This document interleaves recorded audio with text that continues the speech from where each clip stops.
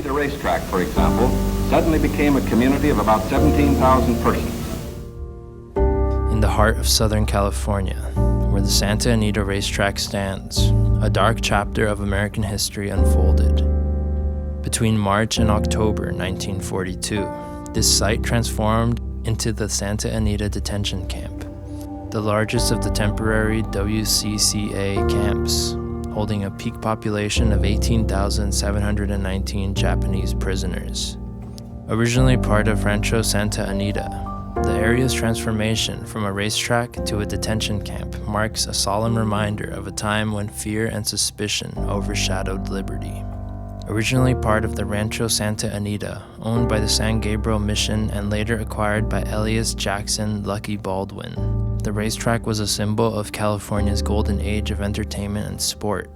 Baldwin's vision led to the creation of the Santa Anita Park, a place that captivated the imaginations of many, with its thrilling races and vibrant atmosphere. In 1934, following the legalization of betting in California, the park reopened its gates, ushering in a new era of prosperity. However, the outbreak of World War II dramatically altered its fate. In the early months of 1942, as fear and suspicion toward Japanese Americans grew, the U.S. government made the critical decision to repurpose Santa Anita Park. The Western Civil Control Administration, WCCA, quickly leased the site in mid-March 1942. Army engineers were brought in to transform this emblem of leisure and liberty into a temporary concentration camp. Beginning March 20th, stables were renovated and new barracks were hastily constructed in the parking lot to accommodate the influx of Japanese Americans. This large-scale construction, costing over $2.7 million, was completed with alarming efficiency, reflecting the urgency and gravity of the wartime measures. The transformation was not just physical. It marked a significant shift in the nation's values and attitudes. A place once associated with excitement and freedom became a symbol of restriction and control. The racetrack, which had once roared with the cheers of thousands, was now ominously silent, save for the sounds of construction and the subsequent arrival of detainees. As the last horse left and the first detainee arrived, Santa Anita's identity was forever changed.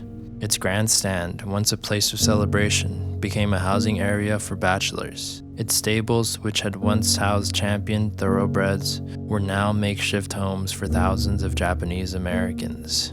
This transformation of Santa Anita served as a poignant reminder of how quickly spaces of joy can be converted into places of hardship, and how places can become powerful symbols of the times and events that shaped them.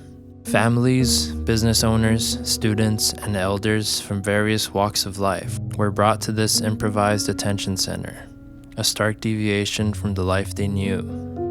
Japanese Americans from Los Angeles and surrounding counties, some given only days to settle their affairs, found themselves uprooted from their communities. They arrived at Santa Anita by bus, private cars, and even special electric trains. Each individual, carrying whatever belongings they could, stepped into a new reality defined by confinement. Upon arrival, they faced a registration process and a thorough inspection of their belongings. The initial weeks were especially challenging. The detainees grappled with the shock of their new environment, the harsh reality of barbed wire fences, and the ever-present watchtowers underscoring their loss of freedom. The camp, sprawling over 420 acres, was divided into 7 districts. The first 3 comprised the stable areas, while the remaining 4 housed the newly constructed barracks. Life in the horse stalls was particularly grim. Families crammed into these small, dimly lit spaces, where the smell of horses lingered and privacy was non-existent. These stables, once home to prized racehorses, now served as rudimentary living quarters for thousands. The newly built barracks, while an improvement, offered little comfort. Initially designed to house fewer occupants, they were quickly subdivided into 6-room units to accommodate the growing population. Families of different sizes were allocated varying amounts of space, but the cramped conditions were a universal challenge. Cooking in the barracks was forbidden, a rule that stemmed from safety concerns, but also stripped detainees of the ability to prepare their own meals. This led to a reliance on the camp's mess halls, where food was often inadequate both in quantity and quality. Detainees lined up for meals in shifts, facing long waits and rushed eating times. Bath and laundry facilities in the camp were severely lacking. Overcrowding and insufficient infrastructure meant long waits for showers and challenges in maintaining personal hygiene, adding to the daily struggles. Recreation and education became vital aspects of camp life. Without their usual freedoms, detainees turned to sports, arts, and learning as sources of relief and expression. Baseball fields and basketball courts sprang up, hosting games that drew large crowds, momentarily lifting spirits and fostering a sense of normalcy. The detainees organized leagues and tournaments, with both men and women participating actively. Education, too, played a crucial role.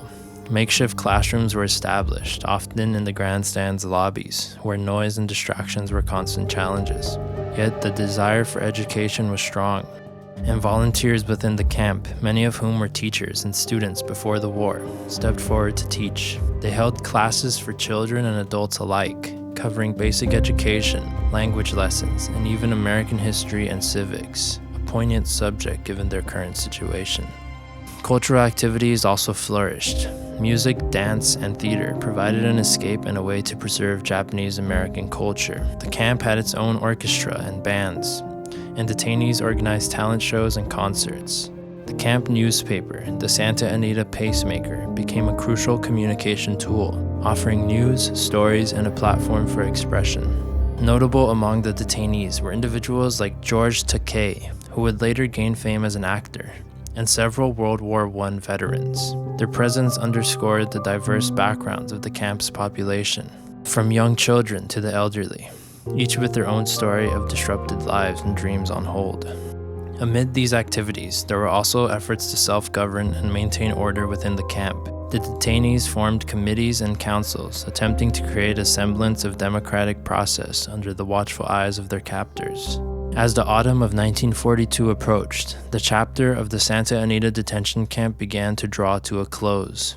The camp, which had become one of the largest and longest operated of the temporary assembly centers, started its gradual process of emptying. The inmates who had adapted to life within the barbed wire and under the watchful eyes of guards faced yet another transition. The closure of the camp marked the end of an intense and difficult period, but it was not the end of the challenges for those who had been detained there. The majority of the detainees were transferred to more permanent internment camps, such as Heart Mountain, Roher, Amachi, and Jeremy. Today, Santa Anita Park has returned to its original role as a racetrack, yet for those who know its history, it remains a symbol of a darker period in American history. The transformation of this space from a place of entertainment to a site of internment and back again reflects the complex layers of American history and the ongoing struggle to reconcile with the past.